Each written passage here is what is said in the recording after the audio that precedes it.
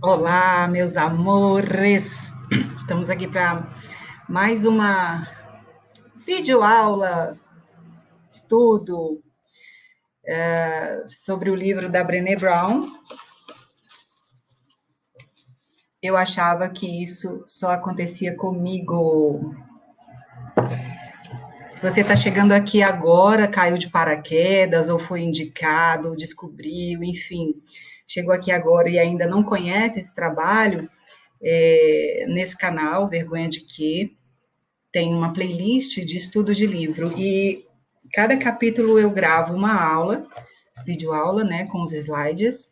Eu escrevo um e-book com cada capítulo, né, à medida que eu vou estudando, porque eu vou desenvolvendo os estudos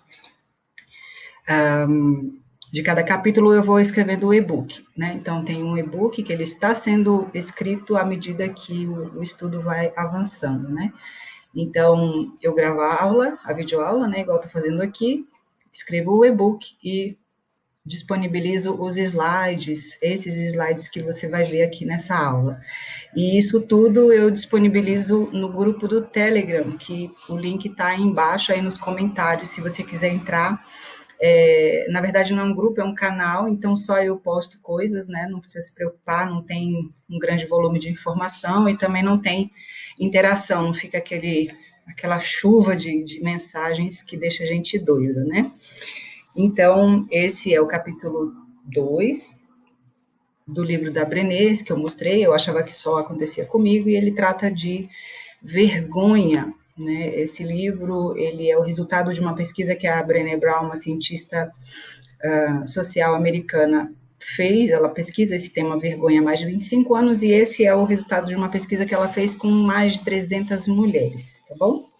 Então, vamos lá.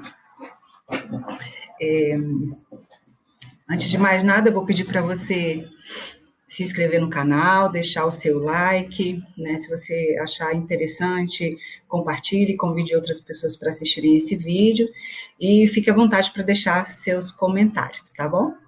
Então vamos lá. O capítulo 2, ele fala sobre a resiliência, a vergonha e o poder da empatia. Então, a vergonha, ela já foi definida nos capítulos anteriores, você pode acessar aqui na playlist, né? Vou deixar embaixo nos comentários aí, na descrição do vídeo, perdão, nos comentários não, na descrição do vídeo, os links que levam para as aulas anteriores.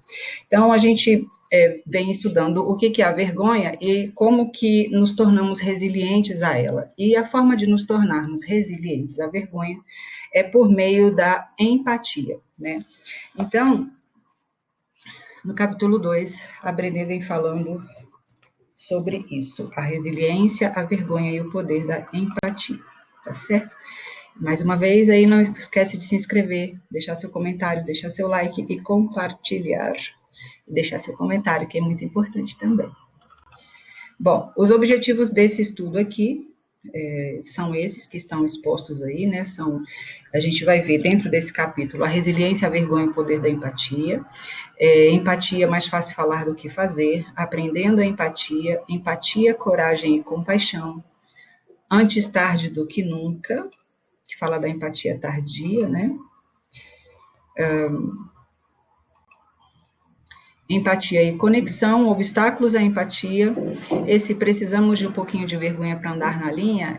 No slide eu tirei, só que eu deixei de outra forma, eu não deixei um slide específico não, mais tarde vocês vão ver. E o último, desenvolvendo resiliência à vergonha.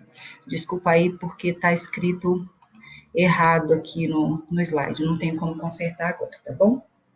Então vamos lá para a primeira parte, que é a resiliência à vergonha e o poder da empatia. A Brené define o seguinte, que resiliência à vergonha é a capacidade de reconhecê-la. Nossa, gente, está cheio de erro de gramática e ortografia, me desculpa, depois eu corrijo. Na hora que eu for colocar o material lá no grupo do Telegram, eu corrijo.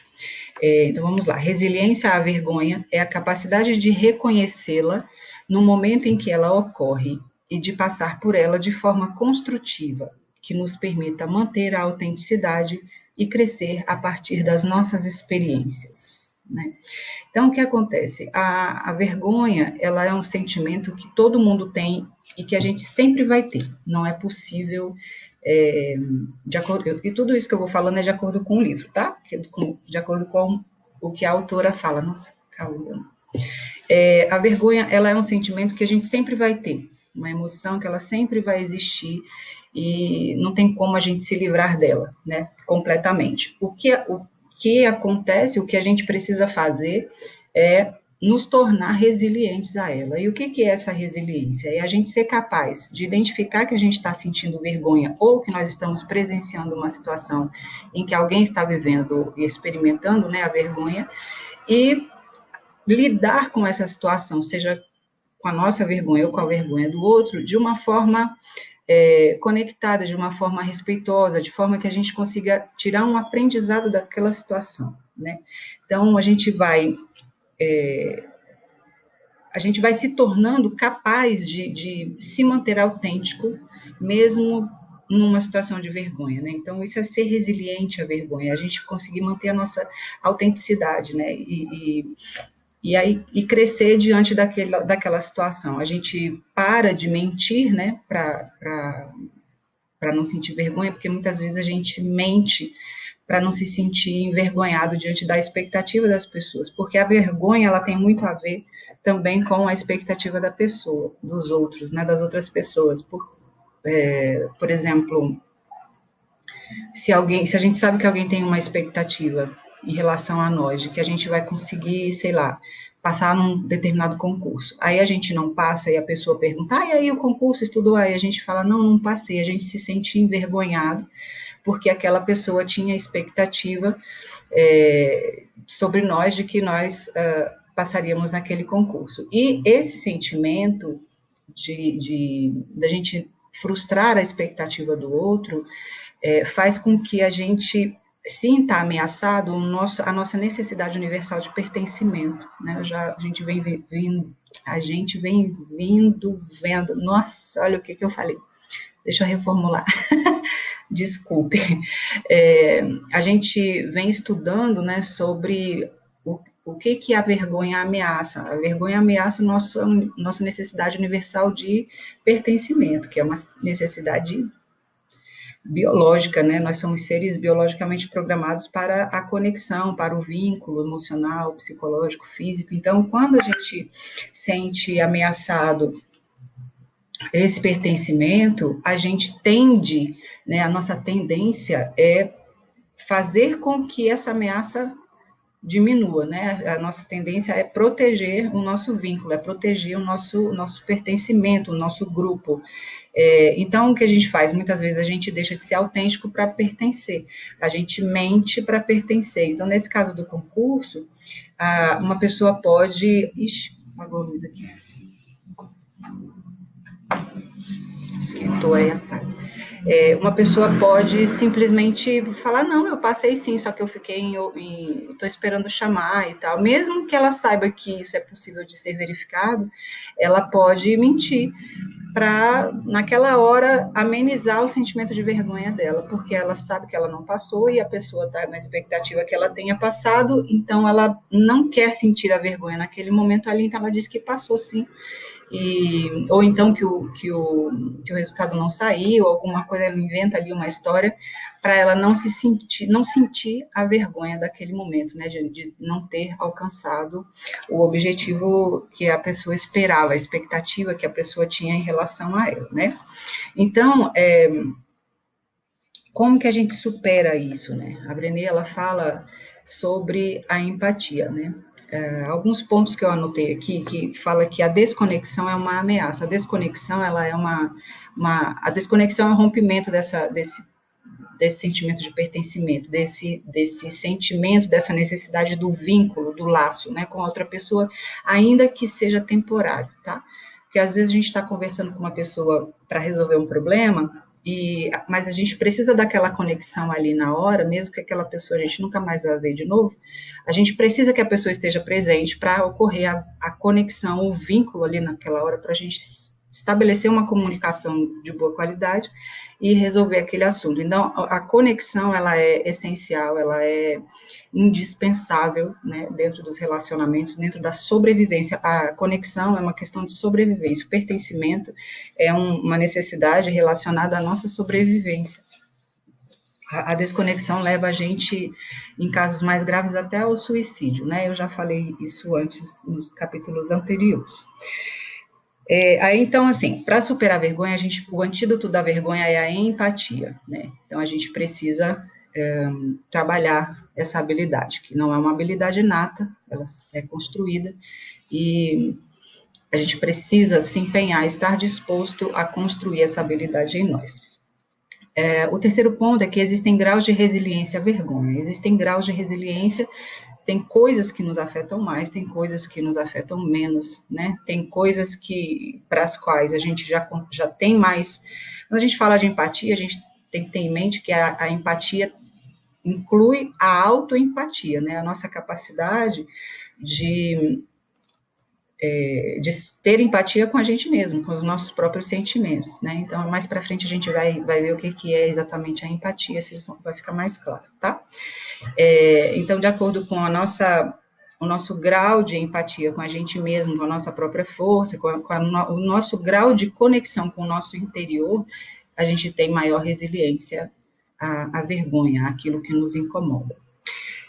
Bom, o que ela está falando aqui, né? Empatia é o antídoto, né? É um alto nível de dar e receber empatia, que é igual à resiliência. Quanto mais capacidade a gente tem de ser empata ou empático com a outra pessoa e com a gente mesmo, maior é a nossa capacidade, a nossa resiliência à vergonha, maior é a nossa capacidade de reconhecer a vergonha ali no momento que ela está acontecendo e de aprender com aquela situação sem agravar, né, essa emoção, esse sentimento.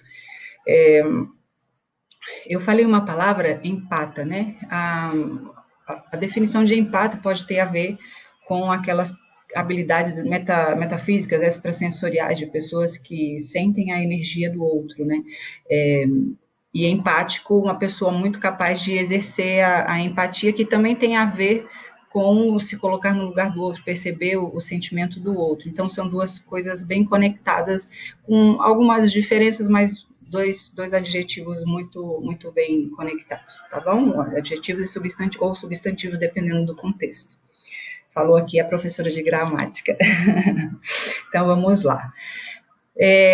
A crítica e o silêncio, né, e o sigilo fortalecem a vergonha, e a empatia permite abrir o coração e falar sobre o que nos envergonha.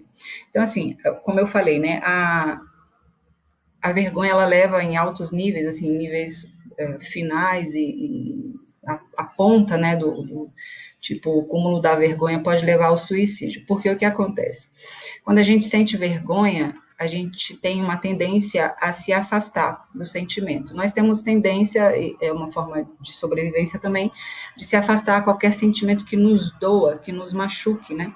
Então, a vergonha machuca, ela dói, ela rasga a gente por dentro. E então, para fugir disso, para a gente não sentir isso e não se submeter a esse sentimento de vergonha, o que a gente faz? A gente se afasta e acaba se isolando. Então, quanto mais crítica e silêncio e isolamento, pior vai ficando esse sentimento de vergonha. Então, assim, a gente se afasta para não sentir vergonha, só que no final a vergonha ela é aumentada, né?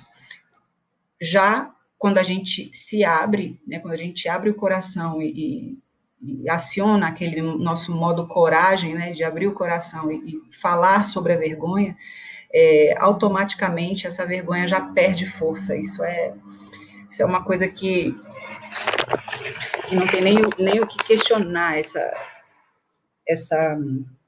antídoto, né, essa reação que a gente tem quando a gente joga luz sobre as nossas sombras, né? Quando a gente joga luz sobre algo que nos fere, que nos limita, que nos isola. Então, assim, é muito perceptível, não tem como não observar, né? Então, a melhor coisa a se fazer numa situação de vergonha é a gente enfrentar, é a gente falar a respeito. Ainda que a gente fale para a gente mesmo, né? Quando a gente está bem conectado com a gente consegue ir para frente do espelho e conversar com a gente mesmo, porque a gente tem um eu superior, né? A gente tem um outro eu dentro da gente, é o Deus dentro da gente, né? A nossa centelha divina. Então a gente pode se expor sem medo de julgamento, sem medo de reações, de retaliações e recriminações. Então, se a gente não se sente confiante para conversar com alguém, com alguma pessoa, um amigo, uma amiga, um desconhecido, alguém da família, um psicólogo, se a gente não se sente confiante para falar com alguém,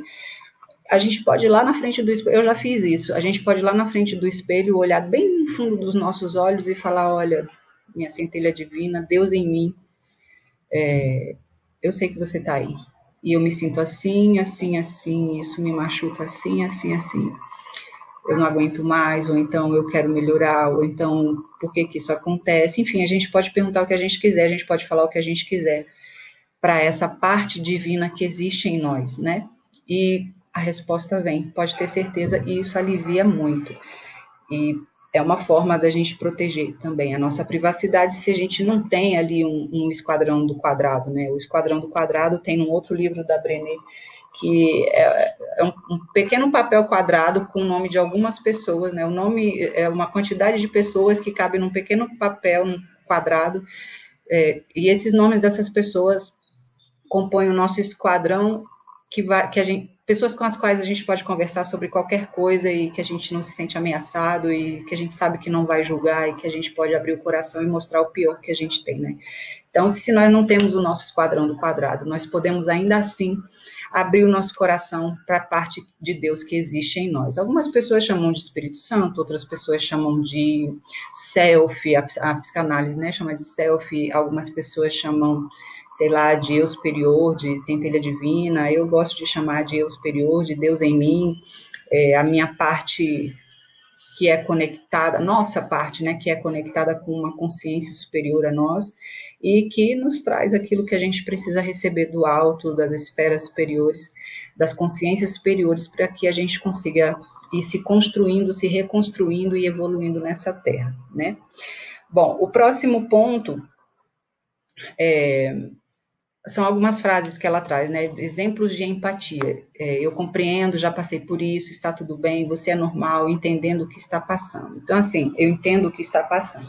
São frases que exemplificam, né, uma atitude e uma verbalização da nossa empatia. Quando alguém vem falar alguma coisa para nós, vem dizer alguma coisa, expressar alguma dor, se expor de alguma forma, falar sobre alguma coisa que está magoando, doendo, envergonhando, a gente tem que ter cuidado com as coisas que a gente fala, porque às vezes a gente pensa que está sendo empático e não está. Isso lá na frente a gente vai trabalhar também, que são os casos de falhas empáticas. No final desse slide, eu coloquei uma pequena atividade e está no e-book também, uma pequena atividade para vocês poderem pegar a percepção de três respostas, né? Uma situação específica e três reações, três respostas que a outra pessoa dá. E o que essas respostas significam, né? Que tipo de sentimento essas reações, a situação de vergonha, essas reações explicitam, né? Então, são três reações diferentes diante de uma mesma situação de vergonha e o que cada reação significa e demonstra em termos de sentimento, em termos de empatia. Então, assim, algumas palavras são muito perigosas. Às vezes a pessoa vem falar com a gente, aí a gente fala, não fica assim não, deixa isso para lá. Isso é um perigo, porque assim, a gente está ouvindo a pessoa falar da dor dela, e quando a gente fala, não fica assim não, deixa isso para lá, automaticamente a gente está falando que essa dor dela é uma besteira, a gente está invalidando, né? É como se a pessoa tivesse sendo uma idiota por estar se sentindo daquela forma, por estar sofrendo por aquele motivo. Então, isso faz com que a vergonha dessa pessoa aumente mais ainda, né? Então, ela vai sentir a dor ali do fato que ela tá passando, e aí você que eu digo todo mundo, né? A gente vai e fala para ela assim, não, deixa isso para lá, não precisa chorar por causa disso. E aí ela se sente uma merda pior ainda, porque além daquela dor, dela estar sentindo a dor, ela sente vergonha por estar sentindo aquela dor. Então, a gente precisa ter muito cuidado com o que a gente fala, na intenção de aliviar a dor da outra pessoa, que na verdade a gente não está aliviando, a gente só está querendo fugir daquela situação. A gente vai ver lá nesse slide da atividade, é bem interessante, assim, porque muitas vezes a gente não quer ver a dor daquela pessoa, a gente não quer falar sobre aquele assunto, então a gente invalida, a gente negligencia, faz de conta, deixa para lá, ou então leva com bom humor, e a pessoa se sente pior ainda do que ela já estava. Então, algumas frases, né, que representam uma reação de empatia, são essas aqui, algumas delas, né? Eu compreendo. Então, por exemplo, a pessoa vem te contar uma coisa, para um negócio que você acha que não tem nada a ver, ela está sofrendo por aquilo. Você acha, porque na sua percepção aquilo é uma bobagem. Só que na percepção dela não é. Então, quando a gente tem empatia, a gente entende que o sentimento dela é diferente do nosso, que a nossa experiência em relação àquele fato ali é diferente da dela. Então, para nós pode não significar nada, mas para ela significa. Então, a gente precisa respeitar e acolher esse sentimento, aquela dor, né? Que para a gente não faz sentido, mas para ela faz todo sentido, senão ela não estaria ali falando. E falar, olha, eu compreendo e estamos aqui juntos, sem julgamento, sem dizer se é certo, se é errado, se é grave, se não é, se é para chorar, se não é para chorar, se a pessoa tem que deixar para lá ou não, isso daí cabe à pessoa, não é uma tarefa nossa, né, de quem está ouvindo. Então, isso exige da gente bastante disposição em se conectar, porque quando a gente não se conecta com a pessoa, a gente não consegue perceber isso, né? Então, às vezes, um dia eu estava no trabalho, aí teve um caso de uma cachorra que a gente ajudou a resgatar, e aí a menina que resgatou foi relatando como foi a situação, e eu me emocionei, porque cachorro para mim é um assunto que me toca, me comove. E aí a lágrima começou a escorrer assim, e ela foi falar para mim que, você precisa parar com isso, de ficar chorando, ficar se emocionando. Então, assim, oi? Como assim, né? Talvez a minha lágrima, a minha comoção tenha incomodado ela por algum motivo, né? Que é o que geralmente acontece quando a gente foge, a gente ataca alguém, ou quando a gente foge, é porque aquilo está nos incomodando. Então, ela provavelmente a minha emoção a incomodou de alguma forma. Só que no exercício da empatia da parte dela, que não houve, ela poderia ter só ficado calada. Ela não precisava ter falado nada, entendeu? Então, essa também é uma forma de empatia. Ficar calado. Ficar calado, muitas vezes, ajuda mais do que a gente falar alguma coisa. Então, assim, demonstrar que a gente está ali presente, conectado, que a gente entende o que a pessoa está passando, ou se a gente não entende, a gente fala, cara, eu não sei o que significa isso, eu nunca passei por isso, mas estamos aqui junto, o que eu posso fazer para te ajudar? Né? Tá tudo bem, isso acontece com todo mundo, olha, eu entendo o que você está passando, é difícil mesmo, mas estamos aqui, vamos ver o que a gente pode fazer, estou aqui, o que eu posso fazer para te ajudar? Então, assim, lembrar de sempre, no exercício da empatia, o não julgamento, se é certo, se é errado, se pode, se não pode, se isso é adequado ou se não é, se a reação está exagerada ou se não está, isso não é problema nosso. Isso aí, o trabalho de quem vai exercer a empatia é acolher e se conectar com a outra pessoa, ainda que seja em silêncio. Às vezes, você segurar na mão de alguém e ficar calado já é o suficiente para aliviar aquela dor da pessoa, né? Bom, próximo slide. Mais fácil falar do que fazer, né? Realmente, empatia é mais fácil falar do que fazer, porque confronta as nossas próprias emoções, né? E gera muitas vezes um mal-estar. Dependendo do assunto que a gente vai conversar, ou que alguém vai contar para a gente, aquilo pode bater para nós de uma forma muito ruim, de acordo com a nossa experiência. É por isso que faz todo sentido quando a Brené fala que a empatia não é a gente enxergar o mundo do outro com os nossos olhos, a gente tem que enxergar o mundo do outro com os olhos do outro, porque a nossa perspectiva a respeito daquele mundo ali é uma, e a perspectiva do outro com aquele mundo ali é outra, diferente da nossa. Então, para ser uma pessoa empática, para exercer a empatia e se conectar com o outro, a gente precisa abrir mão das nossas próprias perspectivas e entender que cada pessoa entende um fato, uma situação da forma peculiar que é só dela, né? De forma que é composta pela história dela, pelo que ela já viveu, pelas experiências que ela já teve, né? E é uma habilidade adquirida. A empatia realmente é uma habilidade adquirida. A gente não nasce com ela, embora a gente tem gente que tem mais facilidade de se conectar com outras pessoas. A empatia é um exercício, ela exige um exercício, né? E é um exercício que exige da gente uma disposição em acessar emoções, tanto do outro quanto as nossas, né? Aí fala aqui, né? Estar genuinamente envolvido e presente enquanto o outro narra a sua história. Já viu aquela coisa de você tá falando com a pessoa tá no celular? Você tá falando com a pessoa tá de olho em você e de olho na televisão, de olho em você e de olho na televisão. Ou então, sei lá, tá fazendo qualquer outra coisa, mas ela tá ali de corpo presente, mas não tá prestando atenção em você, não tá te ouvindo, não tá ouvindo o que você tá falando. Você pergunta uma coisa, a pessoa não responde. Ela não responde porque ela não está ali, ela não está conectada contigo, ela não está presente ali naquele diálogo, né? Então, é um hábito que a gente tem, é um hábito cultural que a gente tem de fazer várias coisas ao mesmo tempo, ainda mais com o advento da internet, celular e tudo online, e fica em casa e tudo mais, a gente faz várias coisas ao mesmo tempo, e os limites, eles foram dissolvidos, assim, então, a gente está em casa, está conversando com um, está vendo a televisão, está vendo a notícia no celular, está brincando com o cachorro, está vendo a criança, está pensando não sei o quê. Então, são muitas coisas que a gente precisa administrar ao mesmo tempo. Então, quando a gente vai exercer a empatia, a gente precisa estar disposto a dar uma desconectada, a assentar a nossa presença ali, né? Que, aliás, existem muitos exercícios para a gente aprender a se colocar num estado de presença, né, ali no aqui e agora, e isso, inclusive, diminui a ansiedade, é um grande contexto, assim, em relação a esse pensamento de conseguir se concentrar numa coisa só, então, para gerar essa conexão, no caso da empatia, ou para diminuição da ansiedade, ou para aliviar o estresse, né?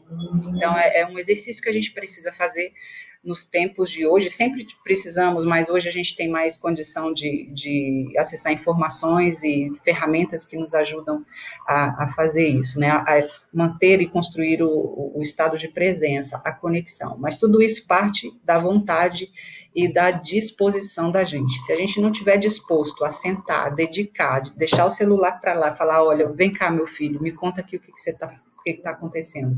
Minha filha, como é que foi? Ou então, marido, esposa, tá, me diz aqui, o que é que você precisa, o que você está sentindo, o que está acontecendo, mas assim, cara, de ouvidos abertos, que é a escuta ativa, né, de olhos abertos, de percepção aberta, porque a comunicação, ela se dá de forma verbal e não verbal, então, às vezes, a pessoa está falando uma coisa, mas na voz dela você está sentindo outra, na postura dela você está percebendo uma outra coisa. Então, essa conexão é que vai nos permitir perceber o outro, né, e exercer a empatia. O que está escrito aqui, ver, sentir e ouvir o mundo do outro da perspectiva do outro. E se a gente não consegue perceber a perspectiva do outro, a gente entende que não é a nossa. Então, mesmo que a gente não consiga entender a perspectiva do outro, a gente não pode agir, querer ser empático, baseando as nossas, baseando as nossas emoções e gestos e atitudes e palavras nas nossas experiências, na nossa perspectiva, né? Bom, aprendendo empatia, o livro fala que líderes bem-sucedidos têm alto nível de empatia, e faz todo sentido, né? Porque um líder, a pessoa, para liderar, ela tem que ter uma capacidade de influência e uma capacidade de percepção dos seus liderados para que ela entenda o que está acontecendo ali no grupo, o que o grupo está precisando, que direção o grupo está tomando e que direção ela pretende levar. Então, se ela não tem uma habilidade de empatia, uma habilidade de se conectar com o outro, né, de perceber as necessidades do grupo enfim, ela vai ter mais dificuldade em tomar direções acertadas, né? Então, um líder que não tem um alto nível de empatia, ele acaba não sendo um líder, né? Ele acaba sendo somente um ocupador do posto de liderança, mas, na verdade, ele não é um líder, né? Outra coisa é que a empatia, ela reduz a agressividade, porque como a agressividade e o preconceito, né? Então, como ela acolhe, como a empatia é uma habilidade que abarca o acolhimento e o não julgamento, as pessoas tendem a baixar o estado de defesa. Então, quando a gente abaixa o estado de defesa, automaticamente você baixa também o estado de ataque. Então, diminui a violência, diminui a agressividade, porque você está sendo ouvido, então a pessoa está sendo ouvida, então ela só precisava falar. Às vezes a gente só quer ser ouvido. Na escola acontece muito, às vezes o aluno só quer ter a chance de explicar o que está acontecendo, de dizer como é que ele se sente. Isso é o suficiente para acabar com um conflito, isso é mais do que suficiente para terminar uma briga, porque ele só quer ser ouvido e ter os seus sentimentos reconhecidos, né? Então, é difícil no início, mas quando a gente está disposto, quando a gente se dispõe a enxergar o outro, isso vai se tornando mais fácil a cada dia, tá?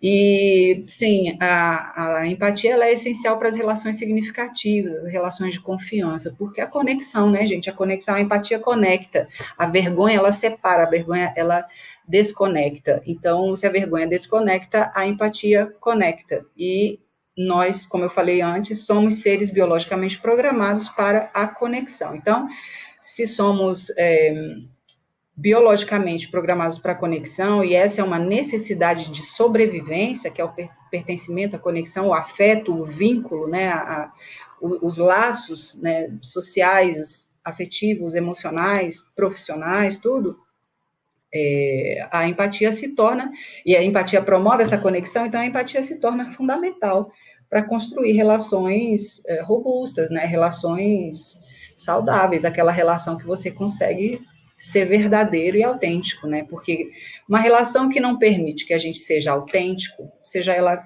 qual for, seja a relação qual for, de trabalho, de amorosa, de família, ela não resiste, ela morre, com o tempo ela morre, ou ela explode numa doença, ou ela explode num desvio de comportamento. Por exemplo, uma pessoa que vive na igreja que rejeita o homossexualismo, e essa pessoa é homossexual, ela pode, para ela viver a verdade dela, ela vai ter que sair da igreja. E isso vai doer nela porque ela vai ter rompido ali um vínculo essencial para a sua sobrevivência. Se ela mentir, ela vai também ter um problema, porque ela vai viver um inferno, o sentimento de culpa vai explodir na sua necessidade de afeto, então ela vai ter duas alternativas basicamente, não estou limitando, estou falando de modo geral.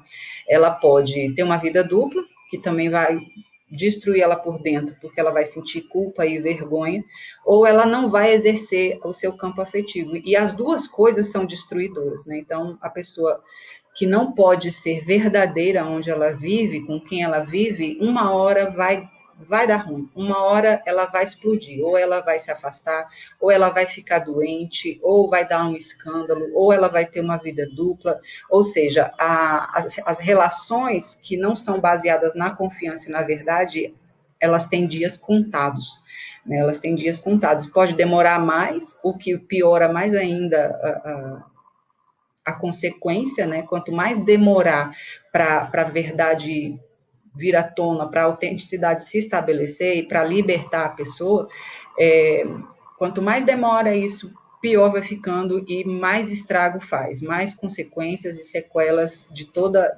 essa repressão, de toda essa vivência em isolamento interno, né? Porque às vezes a gente está no meio de um monte de gente, está frequentando grupo, família, amigos, trabalho, igreja e tal, mas no fundo a gente está isolado interiormente, porque nada daquilo ali tem a ver com a gente, porque a nossa autenticidade é outra, né? A nossa verdade é outra, mas a gente sente a necessidade de pertencimento. Aí a gente pode entrar em outros campos que até que traz a constelação familiar, né? Que é a boa e a má consciência. Mas aí eu não posso falar disso aqui, senão a gente vai devagar muito, vai acabar ficando confuso.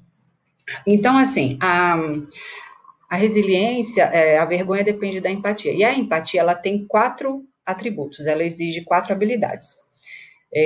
Esses atributos, a gente vai trabalhar cada atributo num capítulo, tá? Então, hoje, no capítulo 2, a gente trabalha, no geral, a resiliência, a vergonha e o poder da empatia. Aí, no capítulo 3, que vai ser aqui o primeiro elemento, né? Peraí. O primeiro elemento da empatia. Daqui a pouquinho a gente vai falar sobre isso. Então, são 4 atributos da empatia. A gente tem 4 atributos de empatia e 4 elementos que nos torna capazes de exercer a empatia. Então, a empatia, 4 atributos. Da pessoa, ver o mundo como o outro vê, não julgar, compreender o sentimento do outro e comunicar essa compreensão.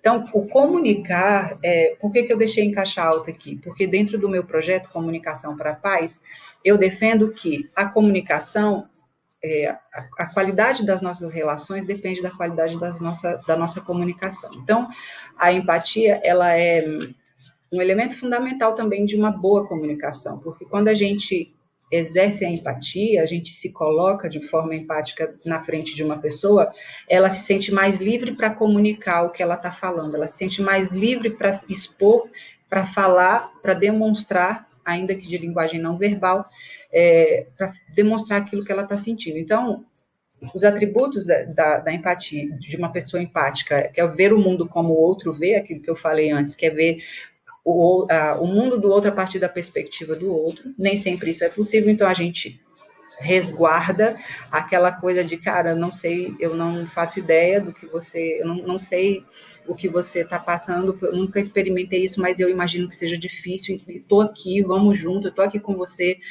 de que forma que eu posso ajudar, me diz que eu estou aqui para te ajudar, né? O não julgar, que também falei, que é de da gente parar de ficar achando que um sentimento é exagerado, ou a pessoa está sendo dramática demais, ou é errado o que a pessoa está fazendo ou sentindo, é certo, é errado, julgar, simplesmente atribuir valores, né? Outra é compreender o sentimento do outro. A pessoa está com raiva, e você fala, cara, eu compreendo, eu estou entendendo a sua raiva, eu sei por que você... entender por que a pessoa está sentindo raiva dentro do contexto dela, né? Mesmo que a gente não tenha experimentado. Aí é uma ação mais de consciência mesmo. E o comunicar a compreensão, que é dizer para a pessoa de que forma a gente está compreendendo aquela situação e se a nossa percepção está certa. Isso é muito importante, inclusive é um exercício, é uma técnica usada na metodologia de comunicação não violenta, né? Comunicar o que você está entendendo, comunicar a sua compreensão e conferir, de certa forma, se a sua compreensão está certa, né? Então, às vezes a pessoa está sentindo raiva por alguma coisa e você acha que entendeu, a gente acha que entendeu a razão, mas de alguma forma sente um pouco de insegurança, então pergunta, olha, fulano, você está se sentindo, sei lá, humilhado por causa dessa situação? Eu entendo como é. Então, é a comunicação ali o tempo inteiro, tá? Bom, próximo slide aqui. Vocês estão gostando, gente, da aula? Conta aí, põe aí nos comentários, tá? Deixa aí o seu like, se inscreve no canal. Então, continuando, né, esses 4 atributos, ver o outro ver o mundo como o outro vê, se colocar na perspectiva do outro, né, com lentes diversas, né, a lente do outro ali, não se identificar nem de mais nem de menos com aquela situação, né, porque se a gente se identifica de menos, a gente não se conecta. Se a gente se identifica de mais, aquilo pode acabar interferindo na nossa na nossa interação ali daquele momento, né? Então, sei lá, alguém vai conversar sobre violência sexual, e aí a gente já passou por aquilo. A gente pode se conectar de menos, falando, não quero falar sobre isso, eu já passei por isso, não quero saber, não quero falar porque isso ainda me machuca, ou a gente se conecta demais e começa a sentir a dor, lembrar das coisas que a gente passou, e aí isso vai interferir na nossa interação, a gente não vai conseguir ser empático, a gente vai acabar se provocando ali uma piora, né, de todo o contexto. Não julgar, como eu já falei, de não avaliar se é certo ou errado, não importa o que está acontecendo, como o outro está se comportando ou se sentindo, importa só que você está ali para dar um apoio que a pessoa está precisando. Compreender o sentimento do outro, né, conhecer os nossos sentimentos, que nos torna capazes de entender o sentimento do outro. Eu defendo na minha ideia de comunicação para a paz que tudo depende também do autoconhecimento. Quando a gente não se conhece, quando a gente não busca se conhecer, não procura entender, nomear as nossas emoções, é muito difícil a gente se conectar com a emoção do outro, porque se a gente não conhece nem a nossa, como é que a gente vai identificar do outro, né? Então é muito importante, por isso que a empatia, ela não é uma habilidade nata, ela é uma habilidade desenvolvida, adquirida, desenvolvida, e ela exige, não é tão fácil, porque para a gente poder ser gentil com o outro, primeiro a gente precisa ser gentil com a gente. Para a gente entender a emoção do outro, a gente precisa primeiro entender as nossas emoções. E para entender nossas emoções, conhecer nossas emoções, a gente precisa se olhar. E às vezes isso é muito desconfortável, né? Todos nós temos sombra, então a gente muitas vezes não quer olhar para dentro, né? Você não quero me encarar, não quero saber, não quero me ver. Então, quando você não se vê, você também não consegue ver o outro, né? E o comunicar essa expressão, que é o último atributo, né? Entender que a intenção de quem está sendo empático é apoiar, aliviar o peso da vergonha, das emoções negativas, e se houver algum mal entendido, esclarecer a situação. Então, aquilo que eu falei, qualquer coisa, pergunta para outra pessoa. Pergunta se entendeu corretamente, ou comunica que você entendeu, fala, cara, eu compreendo a sua dor, ou deve ser muito ruim mesmo isso que você está vivendo, eu estou aqui, tá? Sempre lembrar do não julgamento. Na pior das hipóteses, assim, eu acho que o não julgar é o principal. Desses 4 atributos, eu acho que o não julgar é o mais importante, porque quando a gente não julga, automaticamente a gente se torna mais receptivo, né? A gente se torna mais capaz de acolher o outro, independente de qualquer coisa. Então, para mim, o não julgar é o mais importante desses 4. Aí não tem como você ter os outros 3 se você não tiver o não julgar. Empatia, coragem e compaixão. Eu adoro essas palavras e adoro o que elas significam. Ai, gente, olha, eu estou muito concentrada no conteúdo, então não se importem muito com a minha aparência, por favor, tá? Meu cabelo está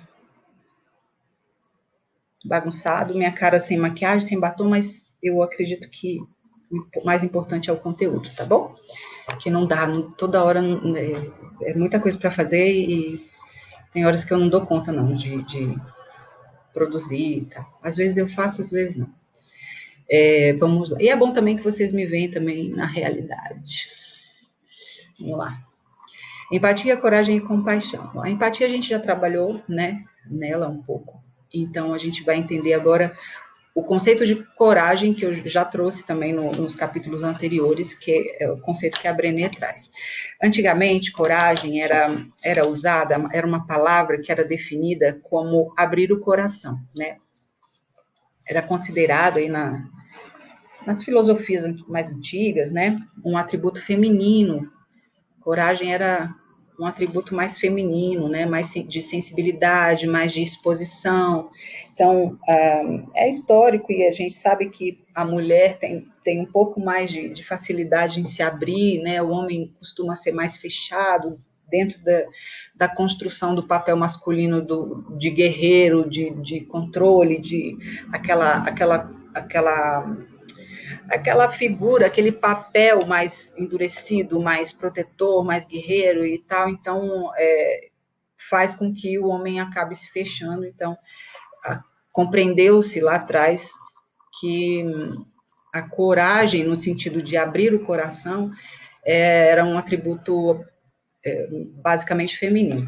Aí, com o tempo, isso foi sendo substituído, né? A história, a vida se move, os conceitos se movem, a humanidade ela se modifica na sua compreensão, na sua consciência, no seu aprendizado e na forma de enxergar as coisas, e começou-se a atribuir a coragem no sentido da bravura, da ausência do medo, a coragem no sentido da guerra, né, de você ir para a guerra e tal. E aí passou a ter um significado um pouco mais relacionado à energia masculina, ao universo masculino. Mas no caso da empatia, quando a gente fala em coragem, a gente está retomando aquele conceito lá atrás de abrir o coração, né? Então, eu coloquei aqui, ó, alguém que fala, alguém que ouve. A coragem, ela está relacionada à nossa voz, a voz que fala, a pessoa que se expõe, a pessoa que abre o seu coração. Isso a gente está falando no contexto da vergonha e da empatia, tá? Então, o desafio maior, quer dizer, um dos desafios maiores de uma comunicação, de uma relação de empatia e de uma situação envolvendo sentimentos nocivos, como a vergonha, um dos desafios é a gente conseguir ouvir, saber ouvir. Aí eu volto no conceito de escuta ativa da comunicação não violenta, que é você realmente parar, prestar atenção no que a pessoa está falando, mas enxergar além do que ela está falando, prestar atenção no tom de voz, prestar atenção na comunicação não verbal, prestar atenção, além das palavras. Então, até coloquei, o desafio está no ouvir, no escutar de verdade, sem recriminações, a gente volta para o não julgar, sem medo de sentir a dor do outro. Então, ouvir é também algo que a gente precisa aprender e desenvolver, tanto quanto se conectar com o outro, porque se a gente não aprende a ouvir, a gente não consegue se conectar com o outro, especialmente nessas situações de incômodo, de emoções incômodas, né? Muitas vezes a gente se fecha, não quer nem escutar o que o outro está falando, porque aquilo que ele está falando nos incomoda. Então, a gente precisa, no caso da empatia, se nós quisermos nos tornar pessoas empáticas, né? Construir relações mais saudáveis e com mais autêntica e com mais base de confiança, a gente vai precisar aprender a escutar, tá certo? Então, a coragem, a gente pode conectar a coragem à voz, àquele que fala. E no caso da compaixão, quem escuta. Então, quando a gente está exercendo a coragem, a gente está falando aquilo que nos envergonha, está falando aquilo que está nos incomodando. Quando a gente está exercendo a empatia, a gente está no exercício da compaixão, no ouvir o que o outro está falando. Então, para a gente conseguir ouvir verdadeiramente, a gente precisa de compaixão. E isso também é um atributo que a gente precisa desenvolver, né? Como eu falei, o desafio está no ouvir, no escutar. Então, a gente precisa ouvir, exercitar a compaixão, e uma forma de exercitar a compaixão, de demonstrar compaixão, é o ouvir com atenção, ouvir sem julgar, ouvir o que a pessoa está falando de verdade. Essa é a verdadeira conexão, né? Igual que eu falei antes, a gente está falando e a pessoa está mexendo no celular, está vendo a televisão, está fazendo uma série de coisas, a gente não se sente ouvido, a gente não sente a atenção que deveria estar recebendo, né? Então, isso, a gente unindo a voz e os ouvidos, né, ou seja, a coragem e a compaixão, a gente gera a conexão, e é a conexão que é estabelecida pela empatia, tá? Alguém que fala e alguém que ouve, conexão, empatia, sem julgamento. Se tiver julgamento aí já não é empatia.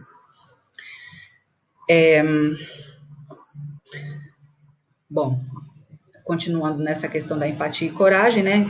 Manter-se fiel a si mesmo e expressar seus pensamentos, sentimentos e emoções, né? Quando a gente está numa situação de vergonha e a gente quer exercer a coragem, né?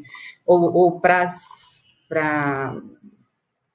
é uma coisa ligada na outra. A gente, para exercer a coragem a gente faz algumas coisas, e para a gente fazer algumas coisas a gente precisa da coragem, ou seja, manter-se fiel a si mesmo, expressar seus pensamentos, sentimentos e emoções, a autenticidade. A gente precisa de coragem para isso, para falar a verdade, tá, né? Não é só matar o dragão, não é só a gente simplesmente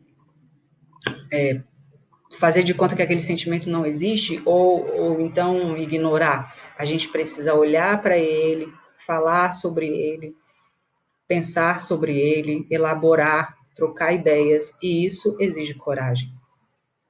Aí eu coloquei franqueza, né? Se expor, e coragem de enfrentar. Então a gente precisa de uma franqueza para poder abrir o coração e falar, e a coragem para abrir o coração e falar, né? Porque se não tiver coragem, como é que você expõe as suas sombras, né? A gente não consegue se expor. Vamos lá. Ameaças, consequências. Precisamos desenvolver uma força em nós que nos torna capazes de lidar com as ameaças e as consequências quando decidimos falar sobre algo que pensamos, sentimos ou vivemos. Eu falei um pouquinho antes. Quando a gente vai falar a verdade, a gente tem que estar pronto para... Estando pronto ou não, quando a gente vai falar a verdade, quando a gente vai ser autêntico, a gente tem que ter a consciência de que pode haver consequências. E essas consequências podem ser boas ou não tão boas. Então, o ideal é a gente se autoconhecer e se fortalecer internamente, de modo que, quando a gente for se expor verdadeiramente, exercer a nossa autenticidade, não importa a consequência que a gente vai segurar numa boa. Por exemplo, ser resistente a julgamento.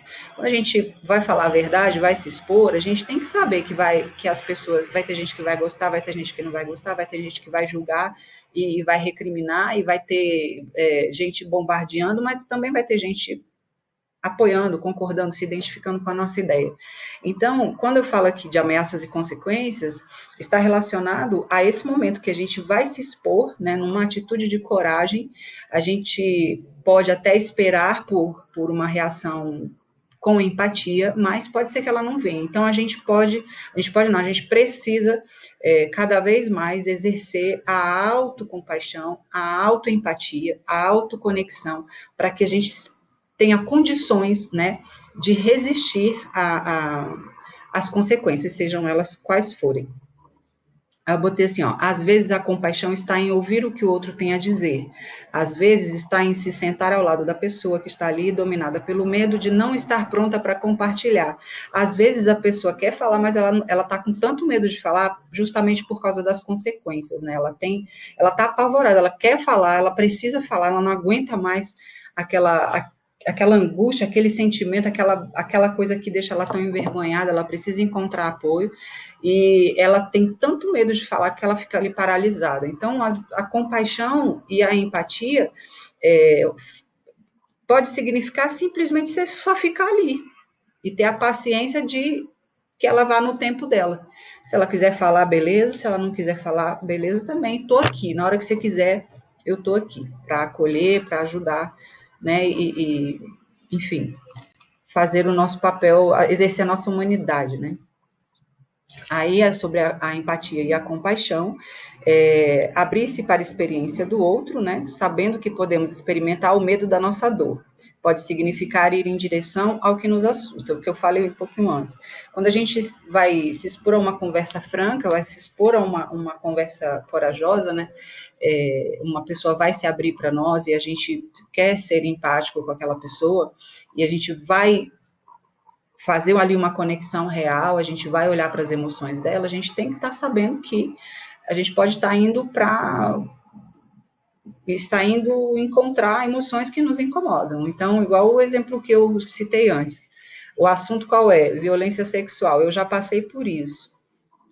Então, no exercício da compaixão, a gente vai pegar esse sentimento que a gente tem da nossa própria experiência e vai segurar a onda e vai estar ali junto com a outra pessoa. Então, a compaixão, ela exige essa consciência, né, de que quando a gente se dispõe a ouvir a outra pessoa, pode ser que o que a pessoa vai falar vai afetar a gente, vai doer na gente, mas aí a gente, como já estaremos, né, com essa habilidade da autocompaixão, do autoacolhimento, do autoconhecimento já sendo trabalhado, a gente tem a condição de continuar ali conectado, de continuar lidando com com a situação, lidando com o desafio ali do problema, da vergonha, da situação.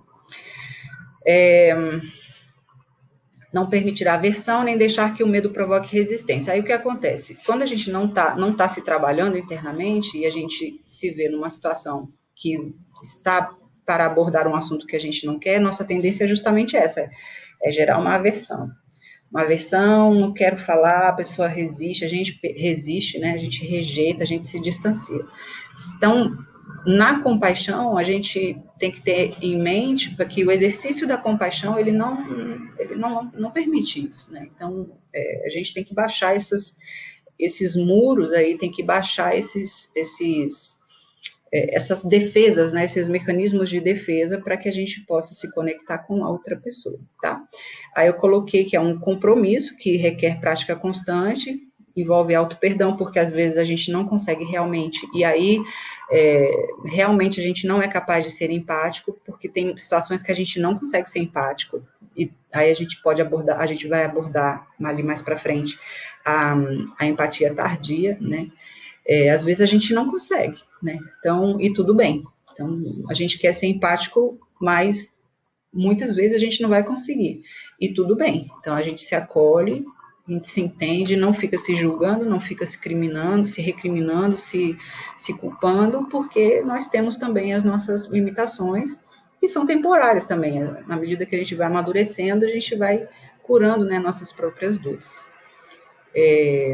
Compaixão é a humanidade compartilhada. Eu acho muito bonita essa frase, porque a Brené fala no livro que o exercício da compaixão, ele não tem aquele desnível, uma relação desnivelada, aquela coisa de você falar, não, me conta aí o seu problema, eu estou aqui num lugar superior porque eu sou a sua cura, ou então eu estou aqui num ponto superior desse diálogo, porque você está aí no seu estado de vergonha, no seu estado de se sentir humilhado, no seu estado de vulnerabilidade, e eu estou aqui superior a você, e eu vou te curar, e você vai vir com a sua dor, e eu vou pegar a sua dor e vou te curar, enfim, esse desnível, né, de relação. Então, essa frase aqui, compaixão real é a humanidade compartilhada, ela coloca esse diálogo, essa relação no mesmo nível. Então, assim, não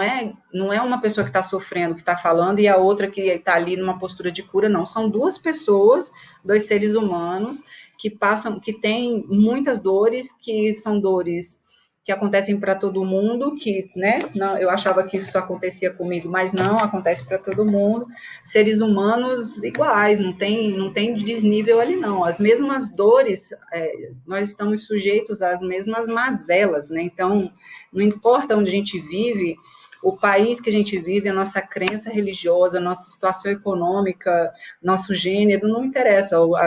Existem necessidades e dores que são universais, e cada pessoa reage com mais dor ou menos dor a uma mesma situação. Então, assim, é humanidade com humanidade ali, ó, é tete a tete, não tem superioridade entre as pessoas envolvidas no diálogo. É isso que essa frase quer dizer, e eu gosto muito. E aí eu quero te dizer que, se você quiser perguntar alguma coisa, deixa aí nos comentários, você fica à vontade.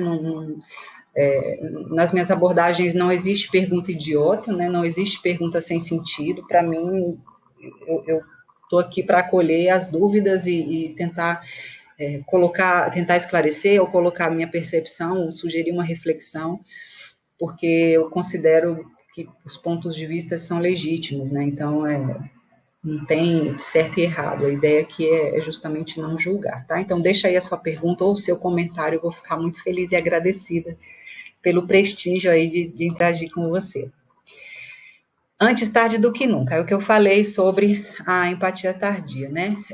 Mesmo que a gente não tenha sido capaz de demonstrar empatia naquele momento, no momento ali no calor da emoção, depois, passado alguns momentos, é possível a gente se tocar e falar, putz, grilo, eu falei uma coisa que não tinha nada a ver, né?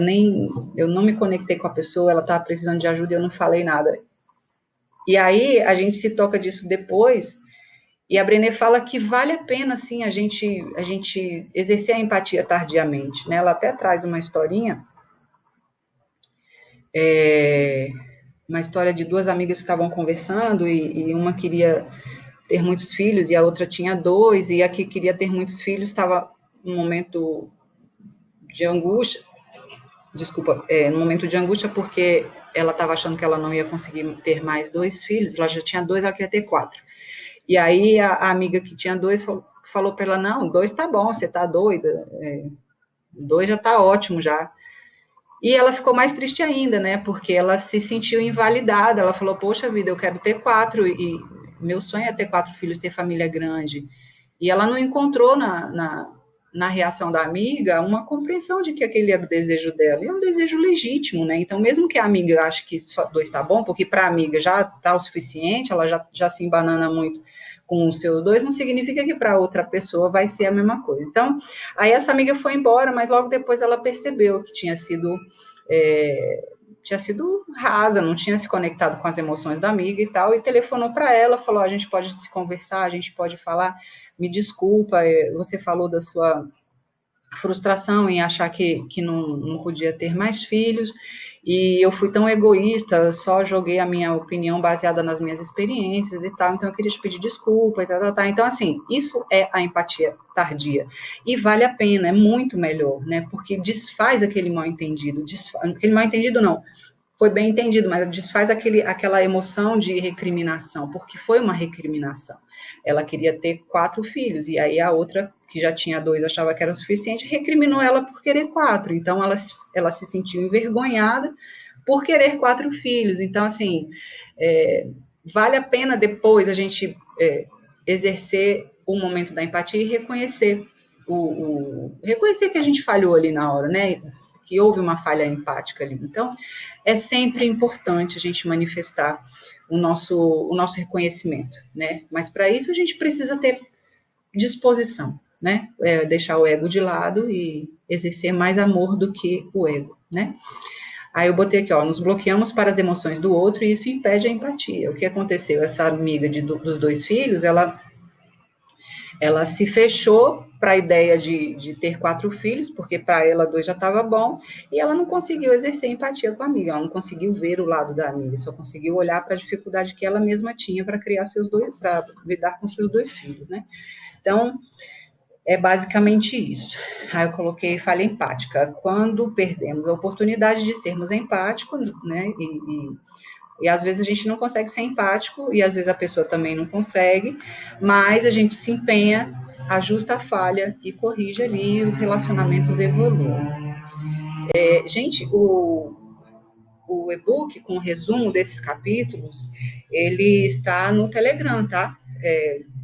Embaixo aqui na descrição do vídeo tem o link que leva você para o Telegram, e lá tem o e-book. Cada vez que eu escrevo, eu boto a versão nova. Eu escrevo o capítulo, depois eu faço os slides, depois eu venho aqui, gravo e publico aqui no Facebook, no YouTube, no canal. Então, tá lá no Telegram. Se você quiser acessar, é gratuito, é tudo gratuito por enquanto. Pelo menos por enquanto, porque isso aqui vai virar um curso depois, né? Isso dá um trabalho danado para fazer. Mas vão acessando lá no Telegram, é gratuito, e é só você entrar no canal lá pelo link aqui embaixo na descrição. Bom, continuando aqui. Tá longa, né, a aula hoje? Mais de 1 hora aí, ó. Não tem como a gente tratar disso de forma mais rápida, né? São muitas emoções.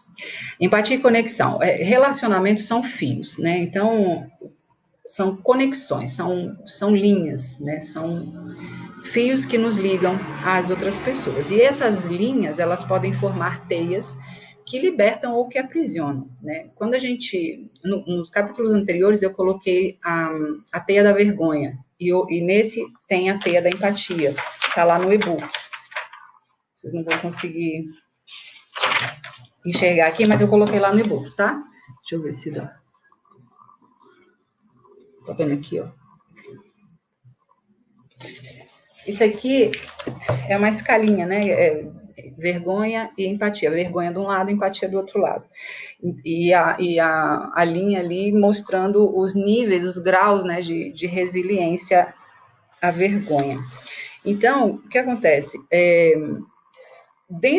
Dentro da vergonha, dentro desses esses fios, né, esses fios que são os relacionamentos, eles podem tecer uma teia, que pode ser uma teia que aprisiona, que é uma teia da vergonha, ou uma teia de apoio, um cobertor de apoio, que são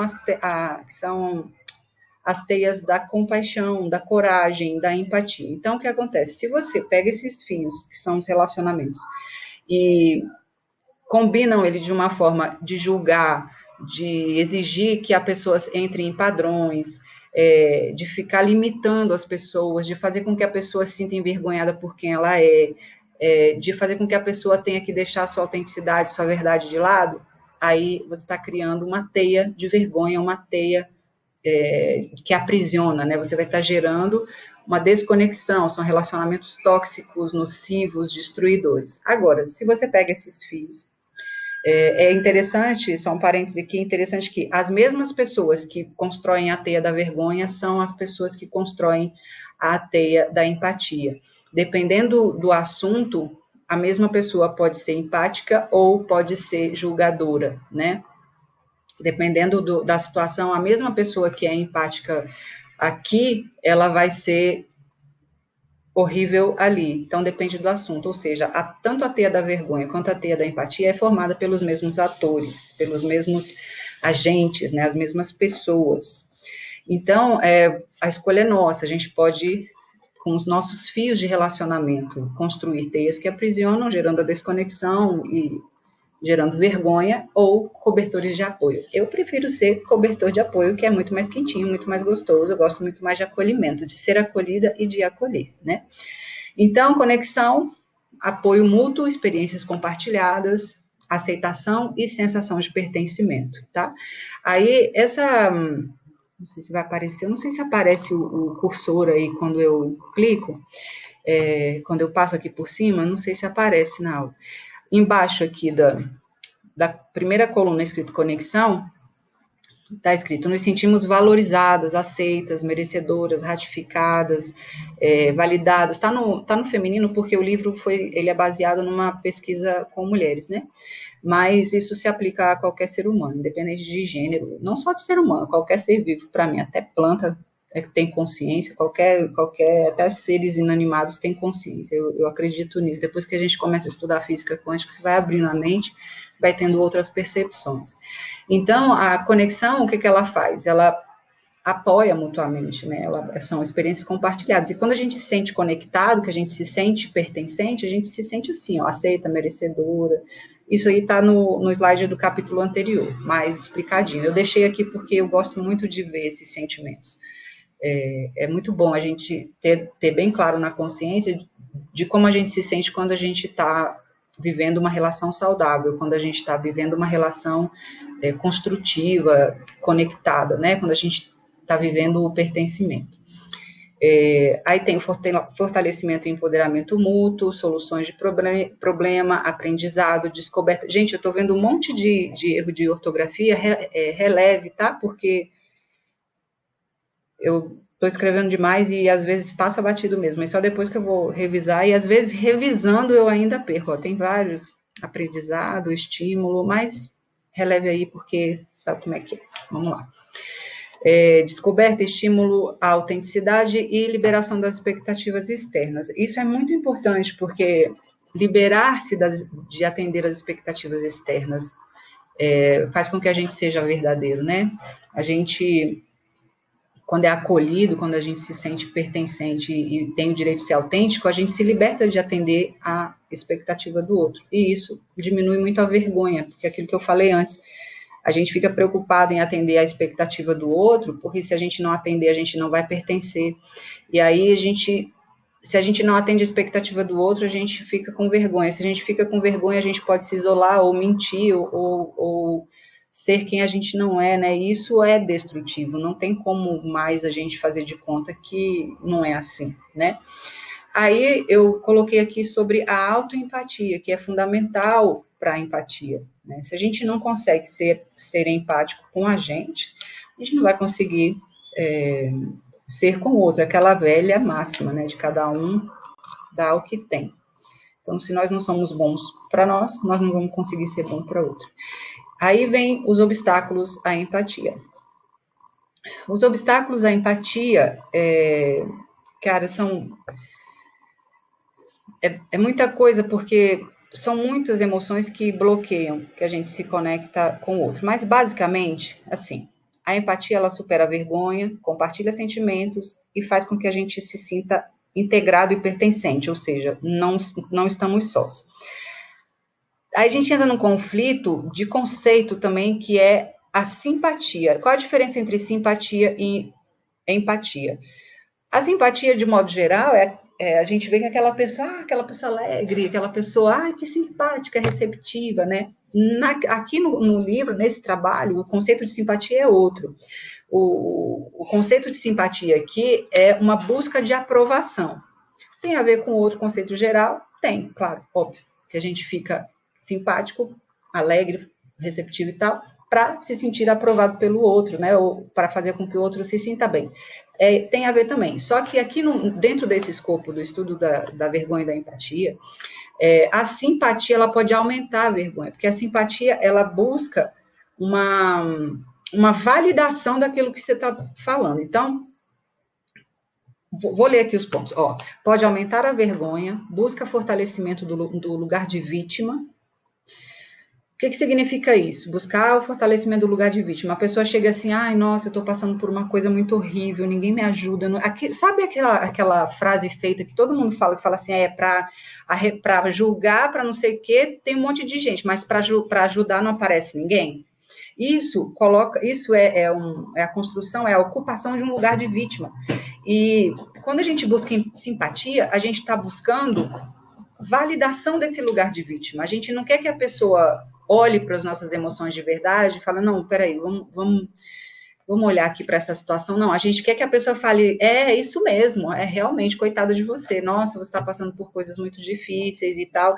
Realmente, ninguém passa por isso no mundo, só você. Então, é uma postura muito nociva e muito incômoda, porque costuma ser manipuladora, né?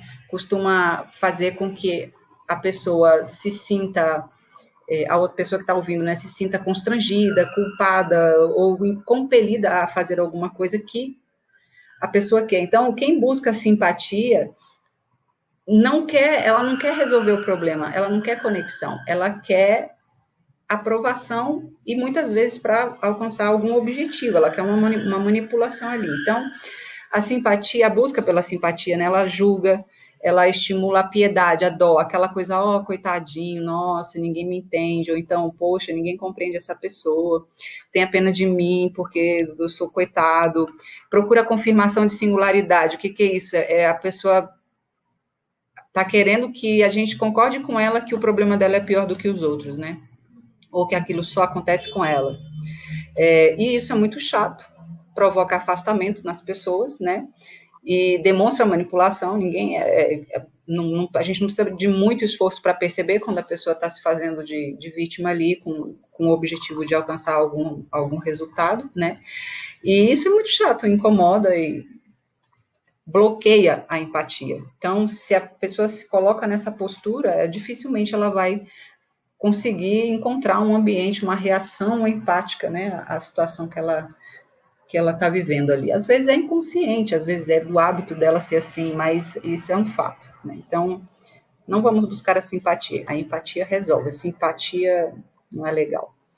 Aí aqui, outros obstáculos, né? Invalidar o sentimento do outro, aquilo que eu falei lá no começo, de falar, para com isso é besteira, deixa isso para lá, isso não é nada, isso aí, por que você está chorando por causa disso? Isso é bobeira. Agora, tem uma coisa que é um negócio que eu fico assim, quando alguém me fala isso, eu fico o pau da vida. Pelo menos. Então, você fala assim, eu caí. Pelo menos, tô chorando porque eu caí, machuquei, tô sentindo dor na perna. Pelo menos você tem perna. Então, assim, é uma forma de invalidar a minha dor. Então, essa expressão, pelo menos, é uma péssima ideia para se a gente estiver querendo ser empático. Às vezes você quer falar assim, pelo menos você tem perna, falando uma coisa positiva, mas não, isso não é positivo, porque nas emoções da gente, no subconsciente, no consciente também, soa como uma reprovação por a gente estar sentindo dor, né? Então, se eu cair, machuquei a perna e tô chorando porque tá doendo, e você vem falar, pelo menos você tem perna, significa que o seu sentimento de dor ali, o seu choro, ele não tem validade.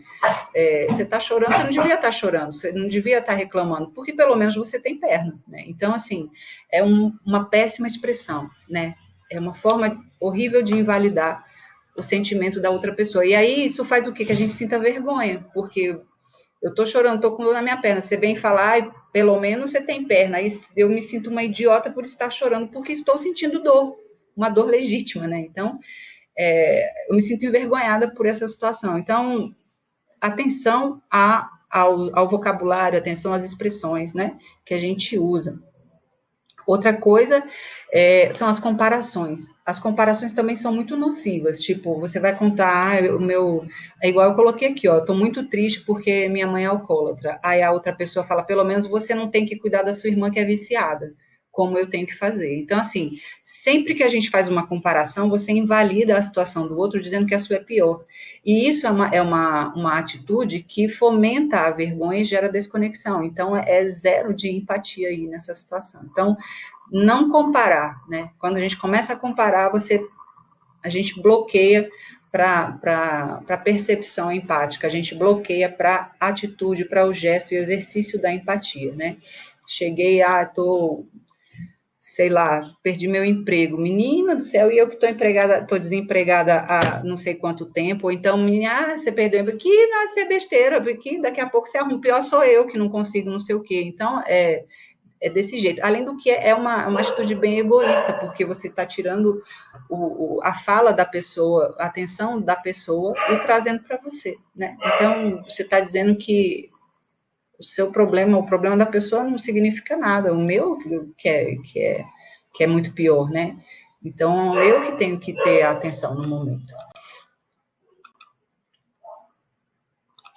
Outra coisa que bloqueia a empatia são as crenças positivas sobre a vergonha, né? Durante muito tempo não, ainda se pensa muito dessa forma, que a vergonha é uma forma de você balizar um senso moral, né? Então, a pessoa vai, quando ela é envergonha, ela recebe o momento de ser envergonhada como uma forma de educação, né? Até no início do livro fala isso, a Brené cita a experiência dela. Se você ainda não assistiu a primeira aula lá da introdução, clica aí no link da playlist aqui embaixo, vale muito a pena, esse livro é muito bom.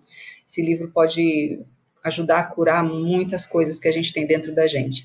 Então, a Brené começou a estudar vergonha quando ela trabalhava numa instituição de educação para crianças. E aí, os educadores, as pessoas que cuidavam das crianças, estavam usando a vergonha como forma de educar. E aí o diretor lá da instituição reuniu todo mundo para dizer que ele não gostaria, ele queria que parasse com aquilo, porque não há possibilidade de tirar algo de bom de uma pessoa por meio da vergonha, fazendo com que ela se sinta envergonhada, humilhada, constrangida. Então, pensar que a vergonha, que existe forma boa da vergonha é um equívoco, tá? E isso é embasado por estudos de cientistas sociais e psicólogos, etc. Não é um achismo, isso é catalogado, são estudos muito sérios e principalmente da Brené também, baseada em outros estudos de outros companheiros de profissão, de ciência social, e realmente não há nenhum argumento suficiente, não há comprovação de que existe um lado positivo da vergonha. Ela fala isso aqui no livro, tá? Então, quando a gente tem crença positiva sobre a vergonha, isso gera um bloqueio à empatia. A gente em algum momento você falar assim, não, deixa a pessoa ficar com vergonha ali, porque ela vai tomar jeito. Isso é muito nocivo, porque a pessoa ela pode realmente, ela pode entrar numa espiral de internalização negativa por causa daquela situação de vergonha e acabar se isolando, acabar aí que em último caso, em último nível, em alto nível, a pessoa pode cometer o suicídio, né? Isso gera uma desconexão muito grande. Então, a vergonha ela nunca vai trazer um resultado positivo para ninguém. Aí fala aqui, né, 2 tipos de vergonha, que é justamente essa visão, a vergonha boa e a vergonha ruim, ou seja, não existe vergonha boa. Depois vocês leiam direitinho, com calma, assim, os slides que eu estou disponibilizando lá no Telegram para impressão em PDF, tá? Tem aqui na aula e tem lá no PDF, acho que vale a pena. E aí o que acontece? A gente entra no assunto da culpa, porque a culpa, ela hoje, né, no lugar da vergonha, ela entra como esse balizador moral. Antigamente se usava a vergonha como esse balizador moral, ou seja, a pessoa vai ser envergonhada, então ela não vai agir daquela forma porque a sociedade vai recriminá-la. Hoje, o que se estudou e o que se compreendeu é que a culpa, ela ocupa esse lugar de balizador moral, ou seja, ela reconhece o sentimento de culpa, faz com que a pessoa, ou pelo menos deveria fazer, né, com que a pessoa se sinta responsável por uma determinada situação, ou atitude, ou comportamento, a pessoa exerce a autorresponsabilidade, ela assume a responsabilidade por aquele contexto ali, e ela toma as ações reparadoras, né, os ajustes comportamentais, a reparação se ela provocou algum dano em alguém, em alguma pessoa, então ela restaura, né, ali o dano, ela repara, ajusta o comportamento a partir de um sentimento de culpa que está mostrando, que está fazendo com que ela reconheça que ela tem responsabilidade numa determinada situação. Então, vergonha já é uma ferramenta absolutamente ultrapassada para educar as pessoas. Eu também não gosto da culpa, mas se a gente for comparar culpa e vergonha, obviamente que a culpa é muito mais construtiva, não tem nem comparação. O dano que a vergonha causa jamais vai justificar o uso dessa ferramenta como forma de educação, forma de evolução, né? Bom, desenvolvendo a resiliência à vergonha. Resiliência à vergonha, a capacidade de dar e receber empatia e ser resiliente à vergonha exige 4 elementos, aquilo que eu falei lá no começo. Na próxima aula, no próximo capítulo, a partir do próximo capítulo da próxima aula, nós vamos trabalhar esses 4 elementos, um em cada capítulo. Então, capacidade de reconhecer e compreender os gatilhos que levam à vergonha. Esse daqui é o próximo capítulo, é o título do próximo capítulo. Os altos níveis de consciência crítica sobre sua teia da vergonha, disposição para estender a mão ao outro e a capacidade de falar da vergonha. Então, ser resiliente, para a gente se tornar resiliente à vergonha, a gente precisa ser capaz de reconhecer e compreender os gatilhos, as razões, né, que fazem com que a gente sinta vergonha. A gente precisa ter um alto nível crítico sobre a nossa teia da vergonha, ou seja, quais são as pessoas que influenciam o meu contexto de vida, que faz com que eu me sinta vergonha. Quem são, né? Quem são as pessoas? É a igreja, é o meu pai, minha mãe, é o meu marido, é a minha irmã, é o médico, né? Então, é a mídia, é a imposição midiática pelo alcance de um padrão. Nos capítulos anteriores eu estou falando sobre isso, da exigência, por exemplo, a expectativa social sobre o papel da mulher, né? Então, a mulher que não atende a determinados padrões estéticos ou que não exerce suas funções de mãe, de esposa, de amante, de uma deusa, uma louca, uma feiticeira, de profissional, provedora da casa, ganhar dinheiro. Então, assim, uma expectativa brutal, né, uma sobrecarga gigantesca sobre a mulher e muito pouco recurso para que ela faça todas essas coisas, e mesmo que tivesse recurso, ela não conseguiria fazer porque é sobre-humano, né? Então, a mídia joga isso, essa exigência, a sociedade joga essa exigência, a mulher não consegue atender, então ela se envergonha por ela não estar enquadrada nos padrões, nas expectativas e exigências sociais que vão dizer para ela que assim, agora ela pode pertencer, né? Que vão validar o direito dela de pertencer. Então, sim, ela é loira, ela é magra, ela é alta, ela não tem celulite, mas ela educa as crianças, ela ganha dinheiro, beleza, então ela pode pertencer à sociedade respeitável, né? Então, a gente precisa ter essa consciência crítica, alto nível de consciência crítica, para perceber, né, essa teia, perceber esse conglomerado aí, sei lá se essa palavra, acho que vocês vão entender, vamos chamar de emaranhamento, na constelação familiar chama disso, esse emaranhamento que provoca a vergonha, que constrói esse sentimento da vergonha. E aí, como a resiliência envolve praticar a empatia com o outro e com a gente mesmo, então o terceiro elemento fala disposição para estender a mão ao outro. Então a gente tem que ter essa disposição para dar a mão ao outro, estar disposto a falar, não, venha que eu estou aqui. Senão a gente não consegue se tornar resiliente. Se a gente não consegue acolher o outro, a gente não consegue se acolher. Se a gente não doa, a gente também não vai receber, tá? E a capacidade de falar da vergonha, a coragem, a capacidade de falar assim, não, que droga, que merda, olha como é que eu tô, eu tô me sentindo muito constrangida ou muito envergonhada.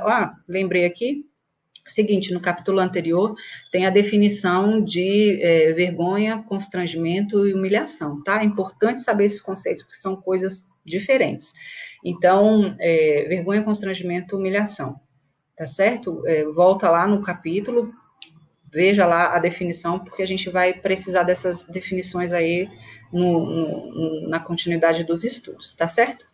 Então, é isso. Aí eu coloquei aqui bonitinho para vocês, a vergonha. Menor abertura para dar e receber empatia. Buscar empatia parece arriscado e perigoso.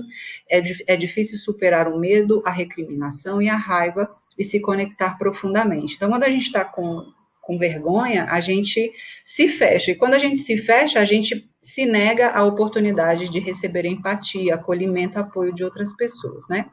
A gente tem medo por causa das consequências, como eu falei antes. A gente pensa nas consequências. Se eu falar, se eu abrir meu coração, quais serão as consequências? Eu vou ser expulso de casa, eu vou ser demitido, eu vou ser, sei lá, minha namorada vai terminar comigo, meu marido vai me deixar, meus amigos não vão querer mais ser meus amigos. Então, a vergonha, ela nos fecha, nos nega, né, a oportunidade de receber o apoio.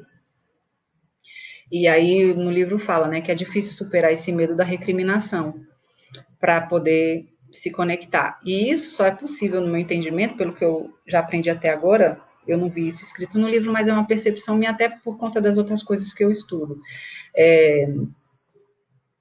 Uma das coisas que a gente precisa para conseguir se abrir é se estruturar, se autoconhecer e se estruturar por dentro, de modo que o julgamento do outro e as consequências não nos destruam, né? Aí eu coloquei aqui uma atividadezinha para vocês, para uma atividade reflexiva, aquela que eu falei sobre as reações, né, as reações diante de uma situação, né? Então, aqui, a pessoa fala, eu sinto que meu casamento está desmoronando diante dos meus olhos. Então, você imagina que a pessoa está triste ali, né? A pessoa está triste, a pessoa está angustiada e ela está falando isso para alguém. Aí esse alguém vai e reage assim. Não, você e o Tim formam um casal incrível, eu tenho certeza que tudo vai se resolver. Aí aqui embaixo, a explicação do que essa pessoa A está falando, né? E assim vai até a reação C. Eu não vou ler porque eu quero que vocês pensem e comentem alguma coisa sobre isso, né? Toda aulinha eu deixo uma atividadezinha relativa aí ao capítulo, tá? E sou eu que faço mesmo, eu que crio a atividade, tá bom? Então, gente, leiam, exerçam, pensem, reflitam sobre essa aula de hoje e deixa aí nos comentários as suas dúvidas, deixa aí as suas sugestões, né, a sua opinião, a sua contribuição, para que a gente movimente, né, esse conteúdo, porque é um conteúdo que pode ajudar muito a gente, tá bom? Eu fico por aqui, agradeço a presença, agradeço por assistir meus vídeos, convido para assistir os vídeos anteriores e os outros vídeos que também tem aqui no canal.